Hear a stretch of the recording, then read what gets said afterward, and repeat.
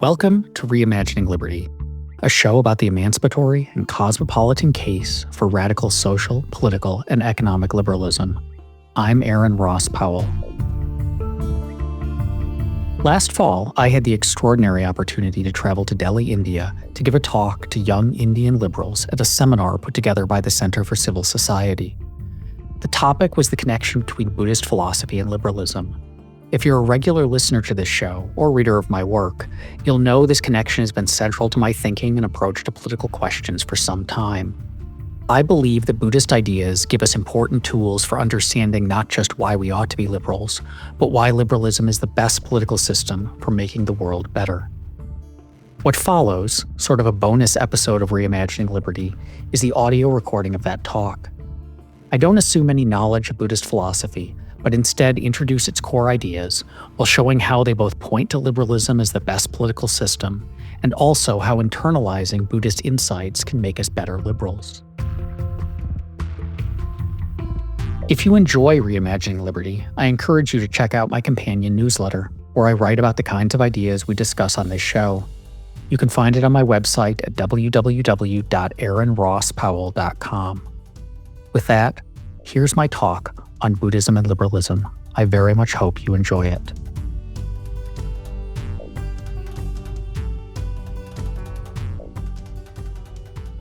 So I am talking about the relationship between Buddhism and liberalism today. I'm not going to try to convince you of the truth of Buddhism in any metaphysical sense, but rather I want to make the claim that Buddhist philosophy, and specifically Buddhist ethics, can help us understand the core ideas of liberalism and help us to defend liberalism.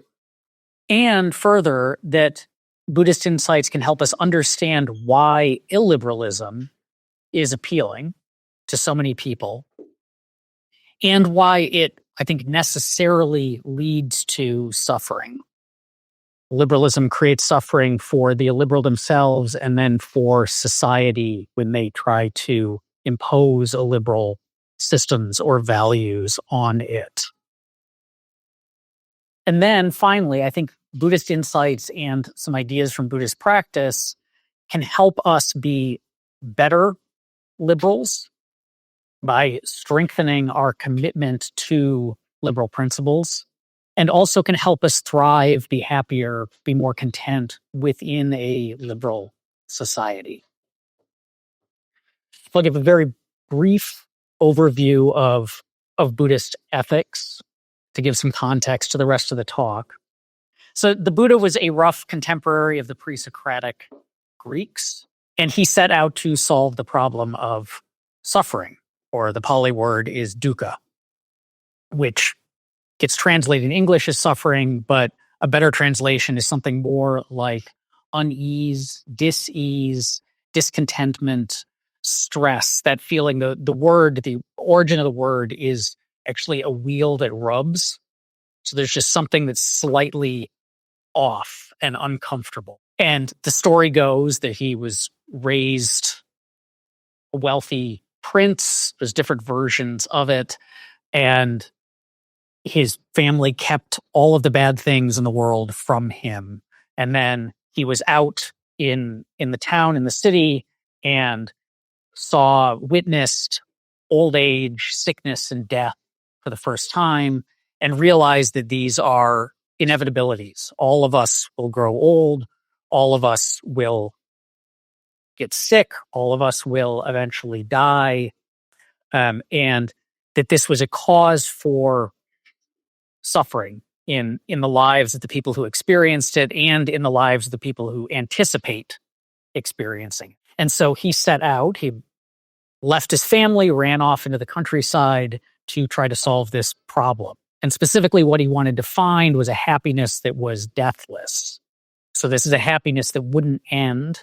But importantly, I think this part's really critical for the relationship to liberalism, a happiness that didn't require struggling with others, and a happiness that caused no one any harm. So not happiness at the expense of others. And the answer that he arrived at which is framed in the way that a physician might diagnose and then cure an ailment, was the Four Noble Truths. So first one is the diagnosis, is that life contains this kind of suffering. It's not that life is nothing but this kind of suffering, but rather that it's a constant feature of just being the human experience. The second is the cause. So what causes the ailment? And he identified it as ignorance of the fundamentally impermanent nature of all phenomena, including ourselves. Everything is always in a state of change. Everything is the result of causes. And if those causes go away, then the thing itself will go away or will change. Nothing lasts forever. But the cause of our suffering then is that we don't accept that truth. We're either ignorant of it or we refuse to accept it. And so instead we engage in clinging. We hold on to this, everything in it, like the people in our lives, the possessions that we have, the status that we have, the very identity that we have is impermanent. We'll lose it at some point or it will change from its current state, but we cling to it as if it were permanent. And that clinging causes suffering and discontentment because in the back of our minds, we know this is going to go away. Or aversion. We don't like the way this other thing is and we push that away from us. We refuse to acknowledge, we refuse to accept. The third noble truth is that it is possible to undo these causes, that suffering can be cured by if we've identified the causes. If we take away the causes, then we'll take away the suffering. And then the fourth noble truth is the prescription. It's the course of treatment, which is the Eightfold Path, which is a method to cultivate the perspectives and the virtues and the skillfulness needed to achieve it. And so the Eightfold Path is right view, right intention, right speech, right action, right livelihood, right effort, right mindfulness, and right concentration. And that word right can sometimes better be described as skillful. It's doing these things well in the right way, in a way that is conducive to happiness, is wholesome instead of unwholesome. Finally, to help tie this further into liberalism, Buddhist practice doesn't begin by just understanding this. I can describe impermanence to you, but that's not enough to end the suffering because we have these ingrained habits of mind and perspective, and it's something. It takes a lot of effort to really understand impermanence and undo the clinging, grasping, and ignorance. But we need space for that. The goal is to stop harming ourselves, to stop harming others. And so we start with a set of precepts, of ethical rules that essentially don't do these things. At the very least, just knock this stuff off. And that will then give you space to develop the understanding, the practice, and so on. And the first two of these are really important for liberalism, but the first two are refrain from killing or harming others, all sentient beings it's applied to. The second one sometimes gets translated as refrain from stealing, but it's more accurately don't take what is not freely given to you. Refrain from harmful sensual misconduct. So this can be sexual misconduct, but other forms of, so this would be kind of harmful hedonism. Refrain from wrong speech. This is harmful, divisive, dishonest speech. And finally, refrain from intoxicants. And the reason intoxicants is because there's a story in the early Pali Canon of a monk who was given the choice by a villager to either either kill an animal, sleep with the villager's wife, or drink alcohol. And the monk, thinking about it, says, well, the one that seems the least bad is I'll drink some alcohol. And so he got really drunk. And while he was drunk, he killed an animal and slept with the neighbor's wife.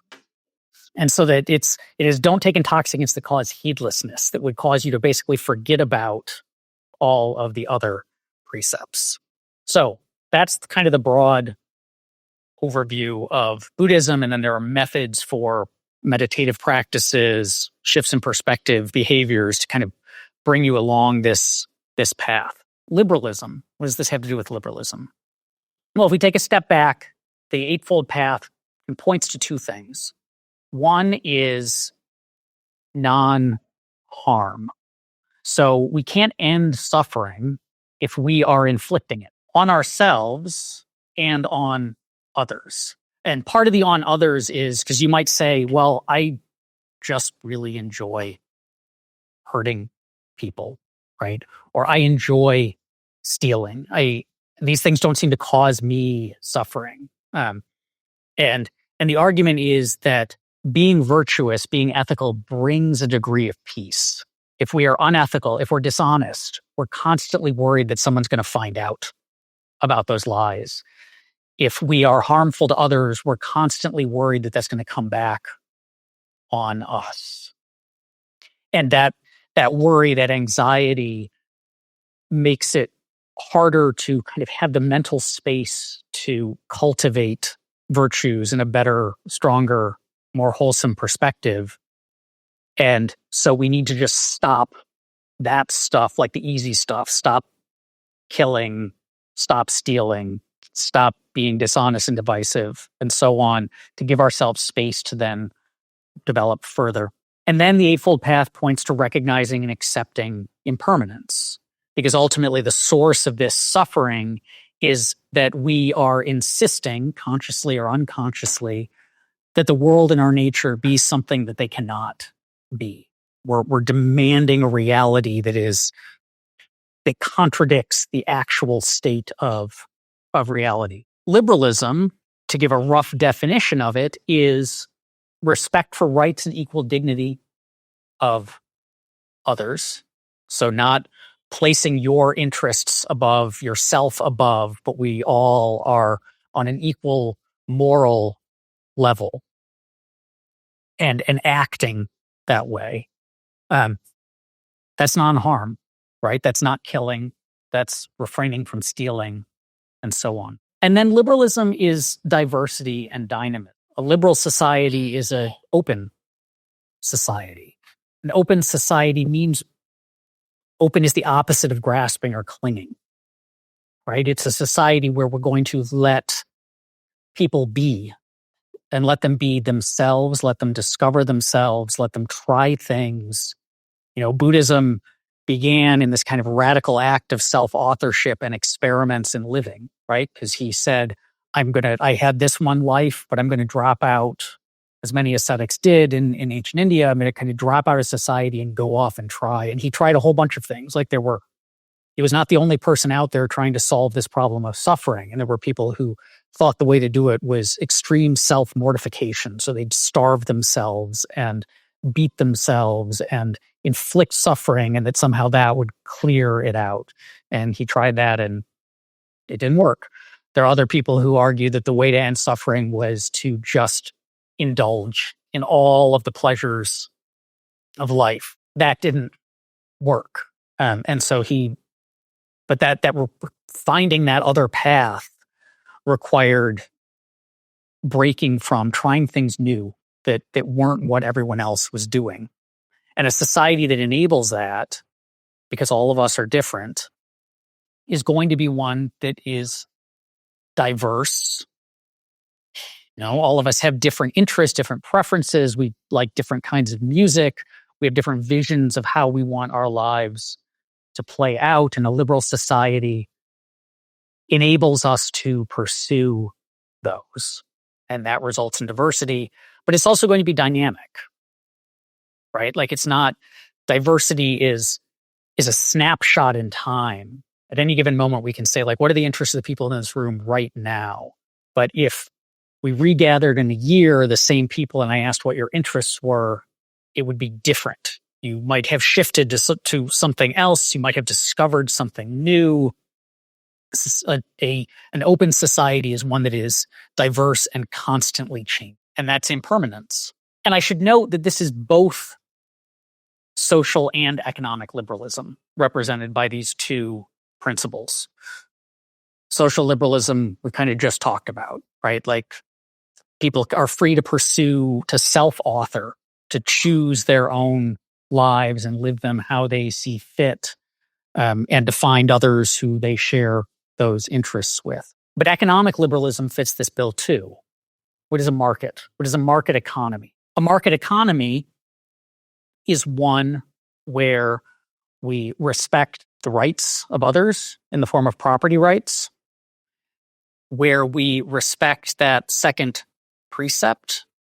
If I sell you something and I sell it to you at a price that you think is, we mutually have agreed to this exchange, then we each have taken something from the other that was freely given, right? We each freely gave up the money for the product or service. And markets are tremendously diverse and dynamic. Markets work because each person is producing different kinds of goods that meet the different preferences of different people. And an open market is one where you can enter in and you can come up with new products or new ways of doing things or new services. And you might discover a better way to do it that completely replaces the old. Innovation, technological change, or it might just be tastes and preferences. There are musical genres that top the charts for a decade and now no one really listens to them anymore. And that's not that music is more innovative or I think the best music objectively was released when I was in high school, but it would be hard to say like there's progress in music, right? It's just preferences change and that's great.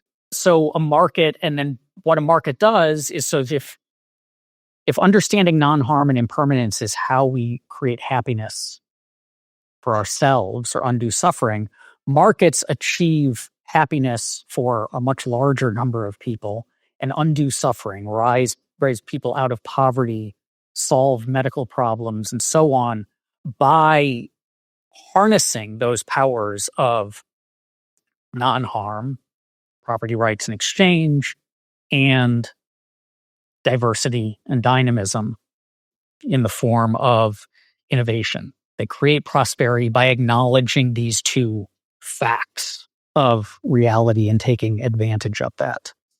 I want to note here, it might be tempting to say, but Buddhists aren't capitalists. Buddhist monks, at least in the Pali tradition that I have the most affinity for and I'm most familiar with, the early Buddhism, and then kind of exists now in the Theravada tradition of, say, Sri Lanka, are prohibited from touching money or accepting money. And they get their food by begging. They take their alms bowl out and wander around the village and accept food from the villagers. They're certainly not market participants and merchants and so on. But it's important to note that those rules apply to monks, right? Like Buddhism doesn't tell everyone to be a monk. Most of the Buddhists at the time, people who listened to the teachings of the Buddha when he was still alive, were not monks. And the early texts are filled with dialogues with lay practitioners. And those rules don't apply. In fact, the fifth of the Eightfold Path is right livelihood. So it acknowledges that we have to earn a living somehow. And the texts are full of examples of the Buddha talking to merchants, wealthy householders, and he never tells them it's wrong to earn a living. Or to be rich. In fact, there's one of the suttas, which are these early dialogue texts, mentions being wealthy as like a reward for good past deeds, not as something that's like inherently bad. But it is right livelihood. And what that means is that if you're going to be a participant in the markets, if you're going to accumulate wealth, it needs to be done in an ethical way. You get rich by harming people. And there's a list that shows up sometimes where there's prohibited stuff, like don't sell weapons, don't sell intoxicants that cause heedlessness, don't sell slaves, like harmful activities, which is perfectly compatible with being good market actors. And further, monks take a vow of poverty. They're not allowed to own anything but their alms bowl, and I think it says 2 robes. But there's nothing that says that a wealthy person has to give up all of their wealth. The guidelines that show up in the text look something more like, I think one version of it is you take a quarter of your wealth and use it for your own enjoyment. You take half of it and invest it in the work, so reinvest it into your business, your dealings, and take a quarter of it and put it away for bad time. There's another version that shows up which is more take a quarter of it and enjoy it, take a quarter of it and use it for the benefit of your family. A quarter of it goes to kind of benefiting the world and the servants, and then the final is give it to the monks. So again, this is just, these comport with kind of an ethical use of, well, if you're tremendously wealthy, supporting charity is better than not, or other ways that help others. So liberalism then, if liberalism is just non-harm and impermanence at this kind of social level, market level, then liberalism is good because it better comports with the reality of an impermanent world. And it works because recognizing, accepting, and embracing impermanence and non-harm are the path to happiness. And liberalism is doing that at the social and economic levels. And so the Eightfold Path, by helping us to understand and accept impermanence, makes us more content and happy within liberalism's dynamic and diverse. So illiberalism, then. Illiberalism is the insistence on permanence in social and economic pattern.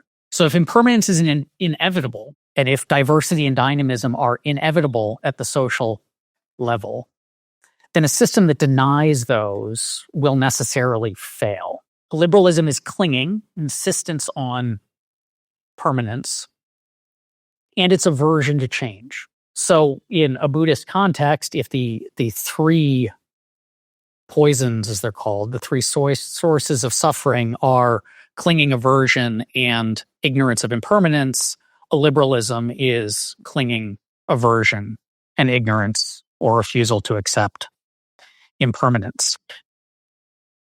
And that leads to suffering. People in liberal regimes generally do not do as well as people in liberal and open societies. There's the philosopher Robert Nozick had this idea of liberty upsets patterns. And what he meant is, so imagine a lot of like socialism is we can have a patterned distribution of wealth, or a lot of extreme versions of like social conservatism is we can have a patterned society. This is the hierarchy. These are the people who are going to be on top. These are the traditional roles, different categories of people are going to play within this. It's a pattern that we can sketch out. And what Nozick said is pick any pattern you want. So I'll use his Wilt Chamberlain famous example. Wilt Chamberlain was the best basketball player in the world at the time Nozick was writing his book, Anarchy, State, Utopia. And said, imagine that you think the ultimate, like the most just distribution of wealth is everyone has the same amount. And so we wave a wand and we make that the case. Everybody has $10, including Wilt Chamberlain. Now we introduce liberty into the system. People want to see Wilt Chamberlain play basketball. He's very, very good at it. It's a lot of fun to watch him play it. And Wilt says, there's a lot of people who want to watch me play basketball. I'm going to charge $1 to see me play. Everyone's got their $10, and 100 people say, I would love to see you play basketball. It would make me happy. I am more than happy to give you $1. Well, now Wilt has $110, and 100 people have $9. And so we no longer have our pattern. We had our perfectly just pattern distribution. But as soon as we introduced liberty and people began to act upon it, and act in ways where every single person in those exchanges thought they were better off because of them. They thought that getting to see Wilt Chamberlain play basketball was worth more than $1 to them. And Wilt felt that getting the $1 was worth more than whatever costs there were to him playing basketball. That pattern's been upset because of liberty. And that will happen no matter what pattern. Traditional gender roles say, well, if people are free, there's going to be some people who say, I don't want to live that role. I want to try something else. I'm happier doing this other thing. And now the pattern's gone. But committing then to those patterns, so insisting on this permanence, clinging to the everybody has $10 or clinging to the traditional gender roles, then creates suffering. It creates suffering for the people who are not, now they can't get to see Wilt Chamberlain play basketball. Or now they can't live the life they wanted because they're forced into this other role. But it also creates suffering for the illiberal doing the clinging. Because even the most authoritarian regime is dynamic in some way. Or even the most authoritarian regime, that ruler is constantly worried that they might get overthrown, that things might change. The people at the top of the hierarchy are worried that their status might decline. And so they're constantly on the lookout for anything that might threaten, which is a source of constant anxiety. That all sounds bad. So why then is a liberalism appealing? Everywhere we see people insisting upon it. There's a question up on the board about if liberalism's so great, why isn't everybody a liberal? Illiberalism is a habit of thought and perspective. And it's a habit that forms because first, it is easier to be reactive than accepting. If there's something you don't like, our inclination is to try to end it, to try to push it away because we don't like it, right? Accepting something you don't like means that thing you don't like is still there. So we have to, it is more challenging. Reaction is more tempting than acceptance. If we like something, we want it to last, right? I'm at the top of the hierarchy in the current situation. That's pretty great. Or I'm financially doing very well in the current situation. That's great. I don't want that to go away, right? That's perfectly understandable. Or if we don't like something, we want it to stop. But then what we do, because we're suffering when that thing changes or when that thing persists longer than we'd like it to, is we blame the suffering caused by our own clinging and aversion, not on the fact of our clinging and aversion, but rather on the fact of the change or the presence of the difference. So if I get angry about something, one of the Buddhist practices with anger is if you're angry, which is this intense and uncomfortable, it's not pleasurable to be angry, is to take a moment and look. We tend to think that the anger is being caused by this person cut me off in traffic, which seems to happen a lot in Philly. But the anger lasts longer than the being cut off. And that happens instantly and it's done, right? But the anger, and sometimes we just sit there and we feed that anger. You like, as soon as the anger starts to subside, you're like, oh, I remember when that guy cut me off. And then you just like, you just keep giving fuel to it. And that guy's no longer, hey, he doesn't know who you are. He's gone, right? You're never going to see him again, but you keep feeding this.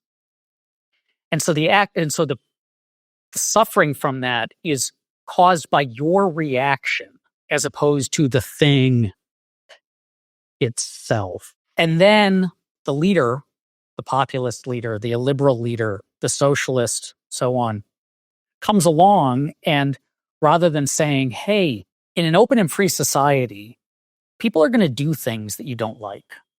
They're going to live lifestyles that you wouldn't choose, or perhaps even, make you uncomfortable. Or a market economy is going to bring all these benefits, but it also might mean that your business goes under because someone else comes up with something else, or competition, or the product you were selling. We've had an innovation and nobody wants your thing, or taste change. You were making this kind of music and now the kids want this kind of music. And it's easier to see those, when you lose your business, that feels very acute and real to you versus kind of the broader prosperity that the whole system brings. And so the illiberal leader comes along, or the illiberal ideology, you come across it in some corner of the internet, and it promises to stop it. It tells you the reason you're suffering is not because of your reaction to the liberalism, that you could choose to stop. You don't have to react that way, but rather it's the liberalism itself. That's the problem. Elect me, change the system, pass these regulations, reorder the economy, and I'll put a stop to, I'll make the world permanent again, or I'll take it back to the way you wanted it to be, and then I will fix it that way. Dynamism will end, diversity will end, we'll have uniformity and stasis, and you'll be happy. And that's a pretty good pitch, right? Like that's, you want to believe that's true because that seems like an easy fix, versus the liberal who has a harder time making their pitch. So there's a television show 20 years ago in the United States that was very popular called The West Wing. It was about a presidential administration. And it was a Democratic presidential administration. And I remember watching it, and it was a very good show, and thinking, you really couldn't make a libertarian West Wing. And the reason you couldn't do that is because every episode was structured around there's the president and people bust into his office and there's these problems in the world. And then over the course of 42 minutes, because of commercials, he and his staff have come up with some policy that has solved it. And it's very exciting and dramatic, and there's a victory at the end. Whereas if it were a libertarian, he would just say, I can't do anything about that. Or, yes, that's a problem, but leave it alone and the market or emergent orders will fix it. And that would make for a very dull television show. And it also makes for a harder pitch, because if people are feeling that suffering right now, the pitch of actually liberalism is great, you should get over it, and if you let the system work, it will better you in the long term, is a much harder pitch than I will make this thing stop. Of course, it doesn't work for all the reasons we discussed, which just compounds the suffering. But then you just blame, well, we didn't do enough of liberalism, right? Or I was angry at these guys, but now it turns out I need to be angry at these guys too. Fortunately, I think Buddhism gives us some ways to circumvent this cycle. And one way to think about that is to think of liberalism as a perspective. It's a way that we see the world. Ethics in general is a way that we see the world. It is to live well, to live ethically, to live morally, requires understanding these rules, right? There are moral rules and so on. But it also requires seeing situations in the right way with the right perspective. So it might be that you have all of the right moral rules in your head and you're committed to following them, but you simply don't notice the situations where they apply. You might not notice that other people are suffering because you're lost in your own world. Or you might tell yourself a story about how this isn't actually. There's a paper that came out years and years ago about philosophy professors in the US. And the question was, are professional moral philosophers, so people who have a PhD in moral philosophy and have dedicated their career to moral philosophy, are they actually more moral than anyone else, right? And so the way they set up this experiment was they went to a philosophers conference, moral philosophy, and they set up a table with, I think it was donuts or cookies or something like that. And they put up a sign that said, if you want one of these, if you want a donut, it's 25 cents. Please put 25 cents into this bin. And it's wrong to steal. That's a fairly uncontroversial moral rule, right? And they tested how many donuts disappeared over the course of the day and how many coins were in the bin at the end. And ran this elsewhere, and it turned out moral philosophers, if I remember the results correctly, it's not just that they were no more moral than anyone else, but they were slightly less moral. Not hugely less moral, but enough that you could measure it. And the reason was because one of the things that a lifetime of training in moral philosophy allows you to do is, given the situation, you can probably come up with some pretty compelling reasons why actually taking the donut is okay in this instance, right? You're better at reasoning your way to the conclusion that you want versus just kind of feeling it at it's wrong to take the donut and not give the 25 cents. So one of the things that Buddhism offers, one of the techniques that it has, is this idea that there are barriers to kind of cultivating this perspective, the hindrances. And so the hindrances are sensory desire, ill will, sloth or torpor. If you're really tired, meditative practice will just fall asleep. Restlessness and worry, and then doubt. Doubt being you're not convinced that you're on the right path, that this is worth doing, and so on. And it offers a set of perspectives, values, attitudes to overcome some of these. And these are called the sublime attitudes. There's 4 of them. There's goodwill, there's compassion, there's empathetic joy, which is that feeling of delight in someone else's delight, and equanimity. So not flying off the handle, not overreacting to things. And I think we look at illiberalism in the context of these 4, like kind of populist, illiberal, reactionary movements tend to be grounded in ill will. I don't like those people over there. I don't like those people. Those people have the wrong religion. Those people have the wrong skin color. Those people speak a language I don't understand. They want something different than me. And you just stew in ill will towards everybody but your narrow group. Compassion tend to be low on compassion because compassion is recognizing and wanting to end the suffering of others. But a lot of illiberalism is, I'm mad at these guys and I want them to hurt. There's the rise of Donald Trump in the US, a lot of attempts to try to figure out why this is and why he's so appealing, because he's boorish, he's not very smart, his policies are all over the place, but he has an appeal. And part of that appeal is he hates the people I hate, and he wants to hurt the people that I hate. And if he said that if he's elected, he will hurt the people that I want to hurt. It's not a position of compassion. Empathetic joy, the opposite of empathetic joy is jealousy, is envy, is like, I see this person over there happy and I resent that, or it makes me uncomfortable, versus, that feeling. I think that the easiest way to explain it, or the version of it, is if you see, someone you love, your parent, then your child, or someone in your family succeed at something. You're watching them accomplish. They're competing in a sport and doing very well, or they've produced something or had some accomplishment. You feel delight in that. And it's not a delight of ownership. It's not like, I'm happy because that's my kid that did that, right? And therefore it's reflects well on me or something.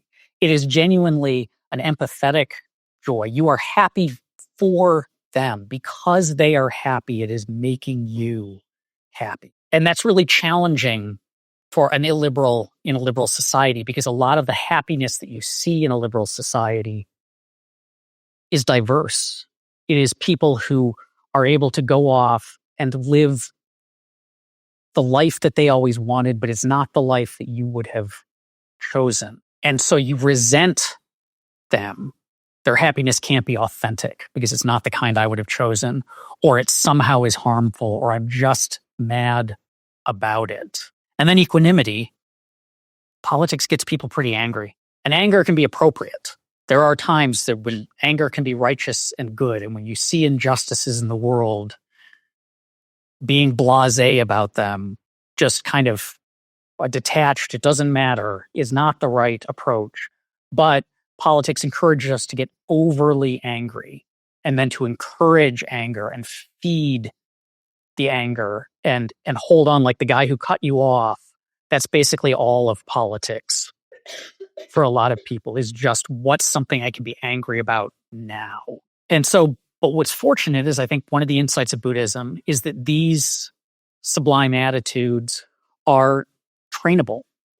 We can get better at them. You can cultivate these feelings. There are meditative practices, metta meditation, as an example, where you create in yourself the feeling of goodwill, the wish of goodwill, which is not, I love everybody. That's unrealistic.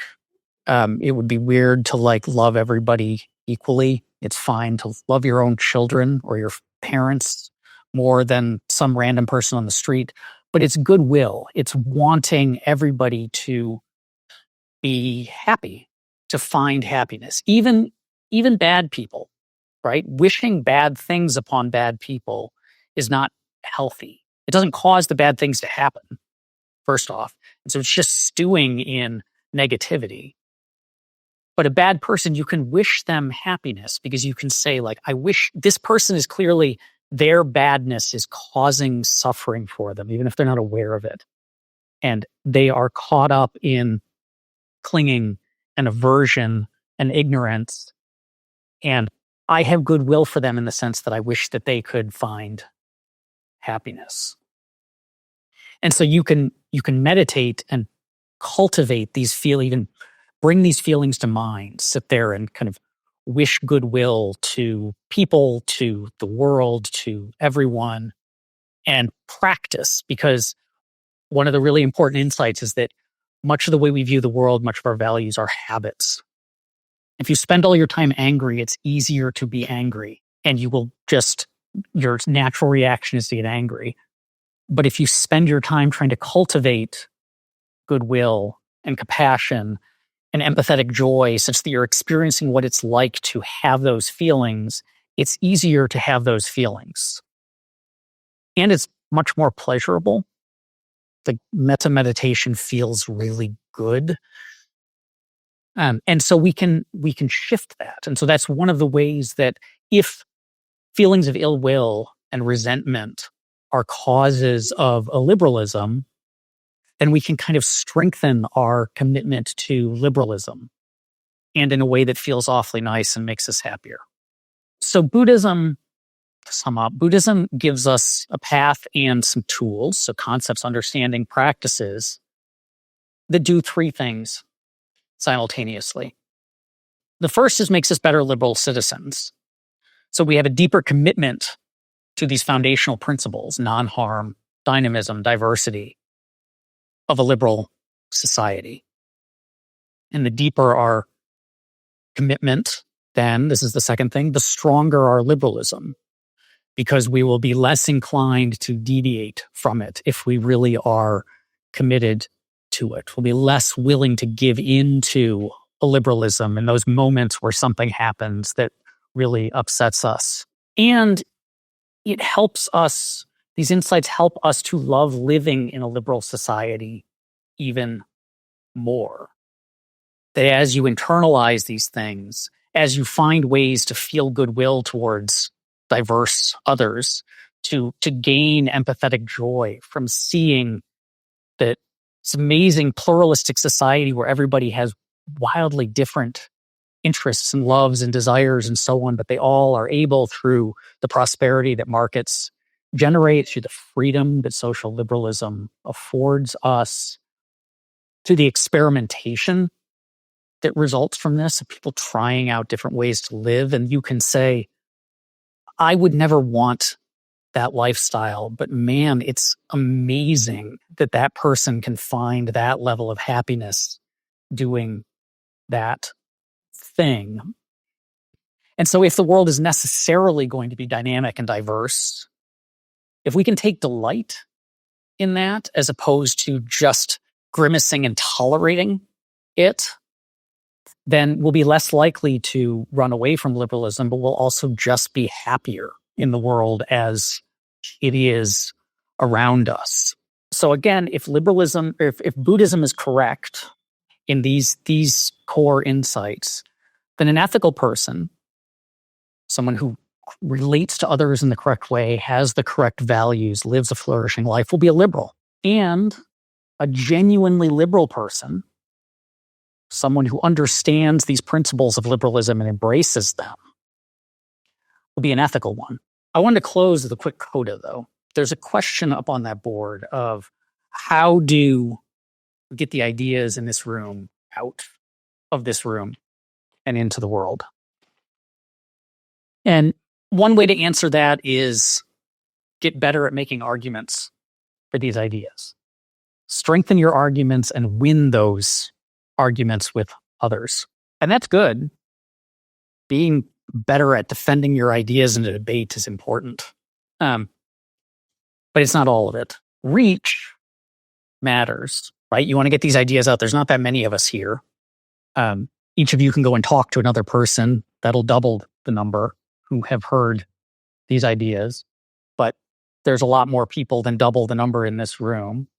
And so other mechanisms, we live in this amazing world of communication technologies, of TikTok, and I'm really active on Threads and email and blogging, and in figuring out how to use that, craft compelling messages and then disseminate them broadly. That's important, but it's not all of it. And so I think one important part of getting these ideas out of this room is to recognize that each one of us, each person who values these ideas and values them in a way where you want to see them spread in the world because you think they genuinely make the world better, not just for you, but for everybody else.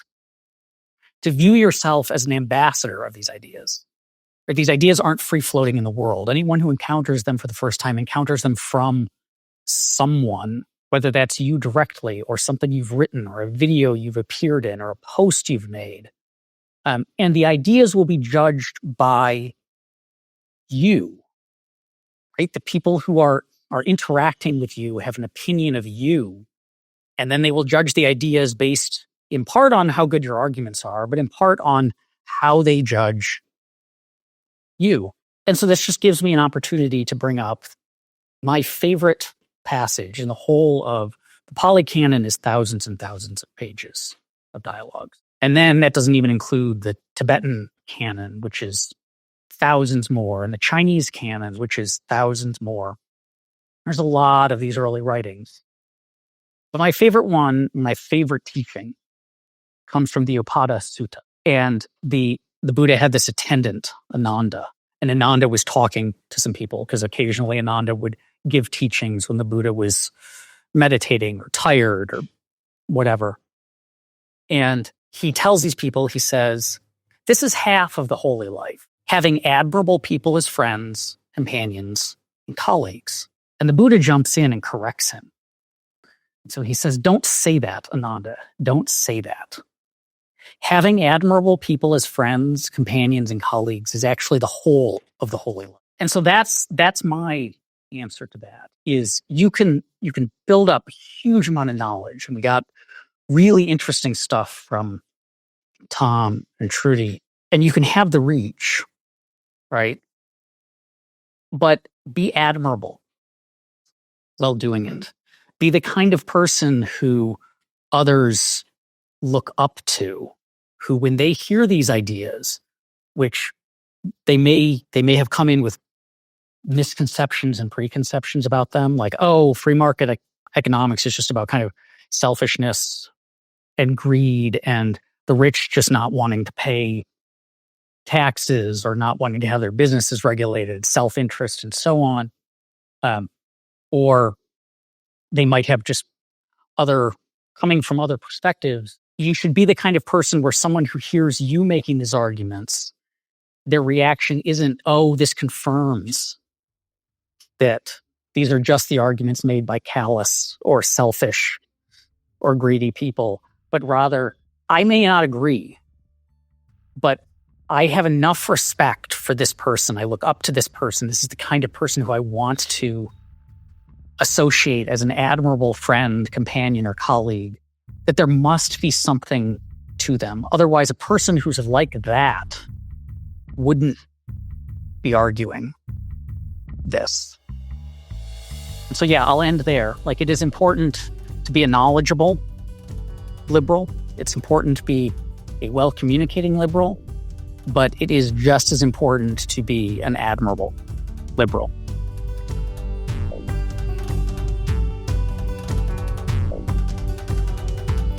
I hope you enjoyed today's episode of Reimagining Liberty. If you'd like to listen to future episodes free of ads and sponsorships, you can become a supporter for just a few dollars a month. Head to www.aaronrosspowell.com to learn more.